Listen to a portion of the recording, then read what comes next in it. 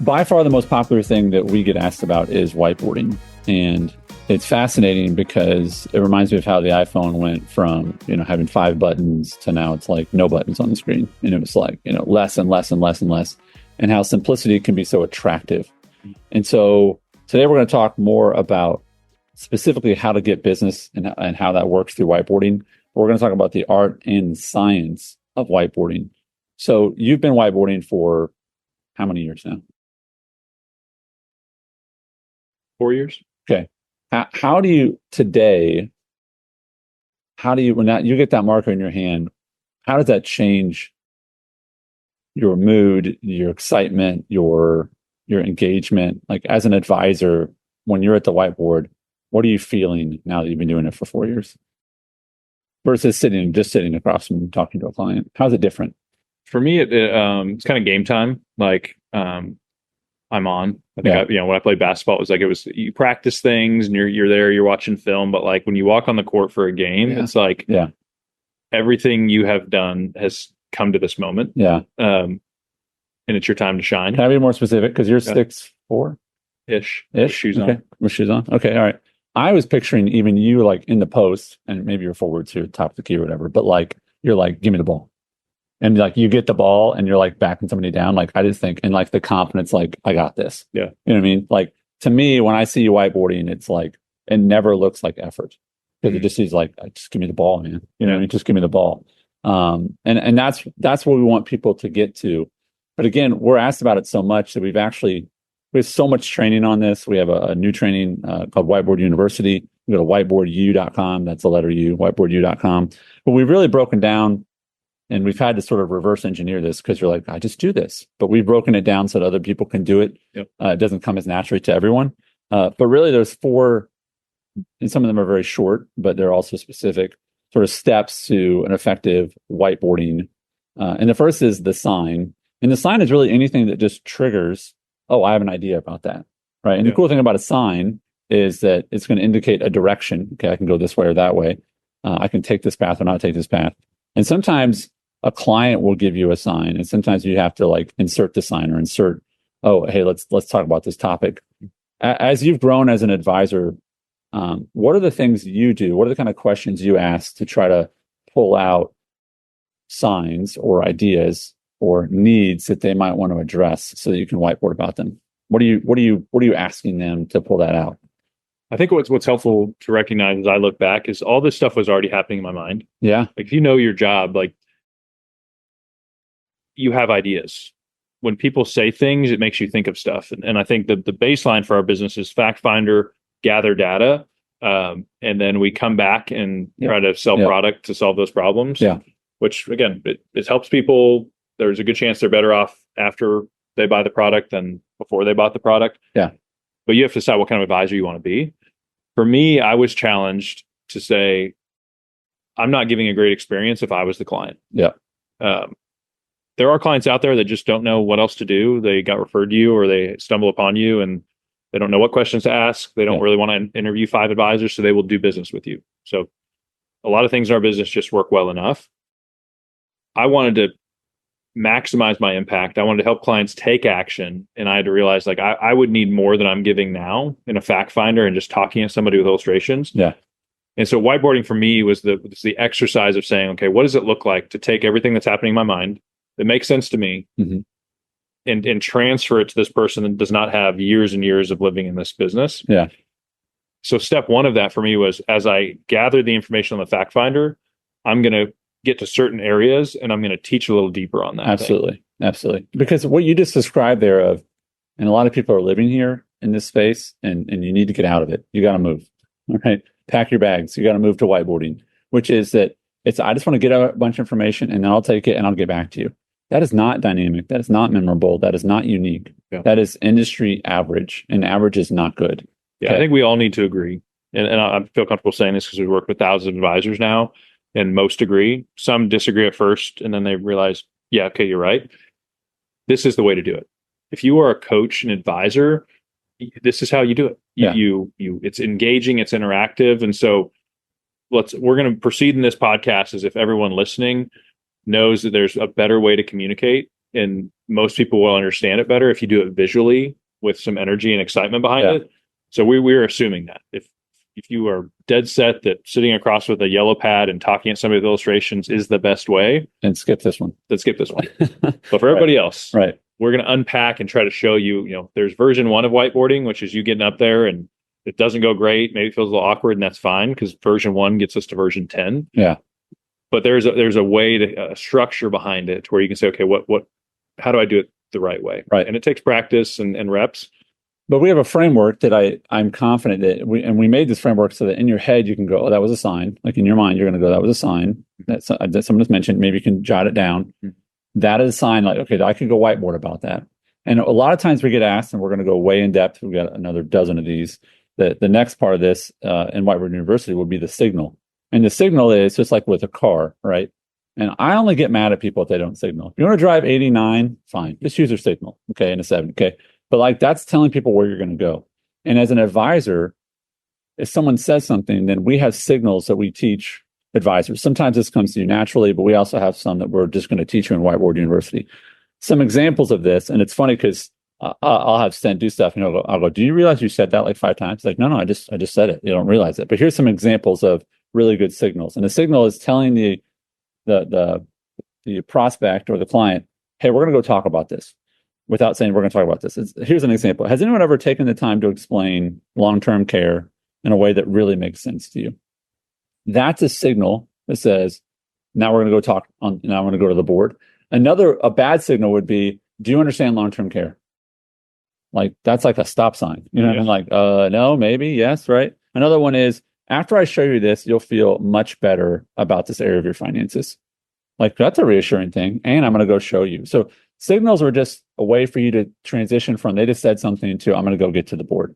Yep. And then we come to the good part, which is the bridge. And the bridge is basically going to take them over the bridge from not understanding to understanding. And there's only 2 things that you need to worry about understanding to teach people. And one is strategies and one is concepts. Strategies are quantifiable, right? You can do some math on them. And they all have to have 3 elements, which is you have to be able to illustrate them, personalize them, and quantify them. Give me an example of really one of the more basic ones. We've talked about this before, but that you think is sort of fun to illustrate, personalize, and quantify because people go, oh, I didn't understand that. And now I just get it. Like that makes so much sense. Yeah. Business owner space, like paying your kids lands really well. Cost segregation can be really attractive. Yeah. You can even go from like, hey, you're not funding a SEP IRA to what if you funded a SEP IRA? Yeah. These are things that these people maybe have heard about before, but don't understand. But if you can put numbers to it and put it to their situation, they come to life. Right. So when it comes to illustrating that, it's fascinating because, we were at a workshop this last month in California, and, we're having people illustrate something for the first time and they're so frustrated and they're nervous. And then we go, okay, that's good. And there'll be 4 or 5 other advisors around. And then we'll say, okay, now let's do it. Now the next person do the same one. Sure. And then they learn, and the next person do the same one. So that's the kind of stuff we'll do in Whiteboard U. But this is illustrating. It does take practice to do it cleanly and concisely and clearly. And that's the kind of stuff we're going to do. And then another is with the concept. These principles are virtual or in person. So as you're listening to this, if you say, I meet with half my clients virtually, well, I have an iPad with Notability on it that links up and I can still illustrate. In person is great. I love that. The energy in the room is great, but just know that this is universally true. There's a better way to communicate to clients so they can understand it. And a confused mind says no. Simplicity is a gift. These are principles that we teach people. And whiteboarding has to start tomorrow if you're not doing it. So another thing I'll say about the digital or the virtual is that I find for myself when I'm doing these illustrations with advisors, and many other advisors said the same thing to me, that they really like the virtual, especially with Notability, because you can draw the most ugly box in the world. But at the end, if you pause and you stop at the end of drawing that box, it will make it a perfect square or rectangle, and you kind of drag it around. So the technology is there to make this so much easier, where you're like, man, I just stink at drawing. I'm like, welcome to the club. Yeah. You know what I mean? For me, it's exceeding expectation. If somebody comes to your office or jumps on the Zoom, they're expected to be spoken at. Yeah. And maybe share a screen on some stuff. Yeah. In person, I'm about to be interrogated for information. They're probably going to say some stuff I don't understand. At the end of it, I'm maybe going to do what they tell me to do. Yeah. At some point, you will exceed expectations, and you will hear things like, I've never had a meeting like this before. Mm-hmm. I didn't know there were advisors like this. Because whether somebody knows it or not, they're coming in with an expectation. And unfortunately, in our business, the bar is pretty low. It is low. And I think that, again, people just expect, hey, we're going to sit across from each other and talk. And that's it. And the minute you start to use and maximize the technology you have in front of you, people will be more engaged, right? Mm-hmm. The other part with the concepts is, and again, we break this down really down to a science, is that the concept is simplifying a larger idea. One of the problems that, and again, we go way into depth in this with Whiteboard University, but we have seen, and oftentimes it's the more experienced advisors who try to explain a concept by then mentioning 9 financial products. Mm-hmm. Like in this bucket is these 9 things, and they don't know what 7 of them are. You know what I mean? Yeah. So you can over-explain. You can go too far into whiteboarding where you lose people. It's like a class where really anytime you're on a monologue, we have a program we use internally at DN called Fathom, and it'll run while you're on a Zoom call, and it has a monologue warning that'll pop up. And yes, it pops up for me often, but at a minute 30, it'll flash yellow and it'll say monologue. Yes. Right. Yes. And that's something as advisors, you need to be aware of, because people's expectations gratefully are low, mm-hmm. but you can exceed them. You can be elite in your delivery. Yeah. We challenge that if you can teach something in under 90 seconds, there will be follow-up questions. You can build on it, but it's amazing to meet these advisors that have been in the business for 20 years, and something like the 3 buckets turns into this like 6, 7, 8 minute. And it's like, do you really understand it enough? Like if you can do it in sub 90 seconds, I believe you have a better understanding of it, the core part, and to be able to illustrate it. So simplicity is a gift. And we challenge our advisors in our community. They'll send us recordings. We're like, great, do it again. Great, do it again. And then what you're doing is you're just getting rid of fluff and noise, and you're getting like the core principle that really matters to the person. And then from there, build it back if you need to dive deeper. But the least viable product, that's what we have to go, is get as simple as possible and then build on it from there. I'd say the 2 things that will help people the most, either going through our whiteboard videos, there's some free ones on our site at gobeelite.com, or going through Whiteboard University and really saying, hey, I'm going to make this a superpower. One of the key things is that they will make it overly technical. They use phrases that once you use a word that I don't understand, like I'm out.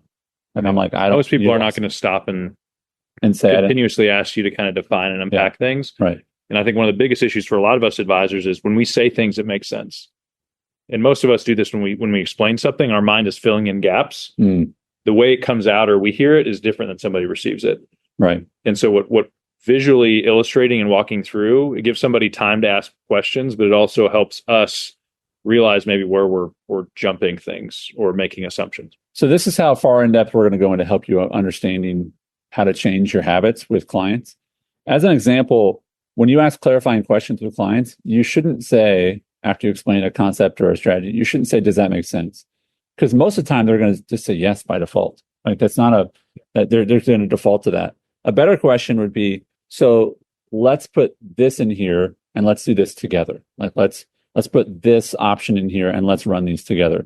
So as an example, Sten, you developed the investment decision filter, and you can run lots of different things through the investment decision filter.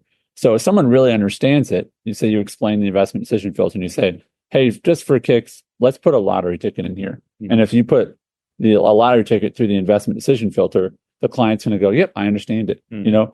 Risk, pretty low. It's $5. Returns, potentially pretty high. Taxes are going to be high. You can, then they understand it because it's like, okay, now let's do it together. Yep. And these are all the small nuanced things that people who really want to be elite are focusing on. It's getting rid of the fluff. It's not relying on only compliance approved materials. Again, use those, that's fine, but sparingly.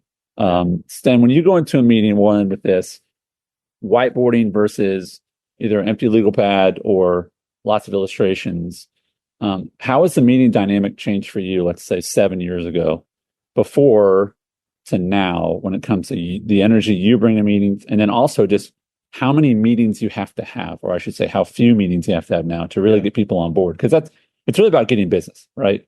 Right. So whiteboarding speeds up. I mean, that's the promise, is it will help you get business faster. Yeah. So how does whiteboarding help you get business faster? Yeah. Or it helps you identify who you want to do business with faster. Sure. Sometimes sometimes you don't want them. There's not a lot of value to add. And I spent years, because I will without hesitation say for a long time, I was a salesperson.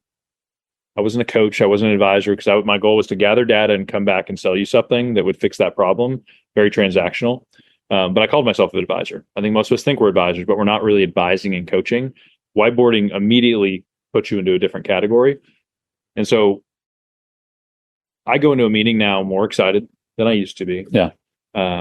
Obviously, charging for your advice helps because whether you need product or not, I can get paid. We can work together. Where before, if you didn't have money to move or insurance to buy, I would just have to move on and try to either force something that maybe wasn't quite needed yet, right, or I'd have to just exit the meeting and go on to the next person. And so whiteboarding for me was a new challenge in the business, improve my ability to communicate to people. For sure. But if you want to create urgency, and what we use the word is appropriate urgency because we're not trying to make stuff up to scare people to buy stuff. Right. You have to communicate in such a way that they understand it and then quantify it in such a way to where they're like, okay, is this a big problem or a small problem? People don't solve small problems. We all have a bucket of small problems sitting over there that we're going to get to someday. I have a stack of books that I'm like, man, I'd love to read those. But if somebody said, man, if you read this book, it's going to 10x your business. Like, oh, well, now that book's maybe at the top of the stack. Yeah. The last thing I want to say, because we can talk about whiteboarding forever. I love it. And it changed me as an advisor, where I went from selling to advising and coaching, and people feel that in the room, is you have the choice to dabble in something or be great at it.